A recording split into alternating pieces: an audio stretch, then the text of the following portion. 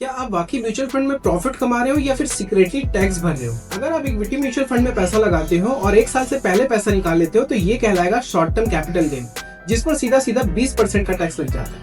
मान लीजिए आपने 5 लाख रुपए इन्वेस्ट किया है और 80,000 रुपए का आपका प्रॉफिट है, तो इसमें सीधा सीधा 16,000 रुपए आपको टैक्स भरना पड़ेगा।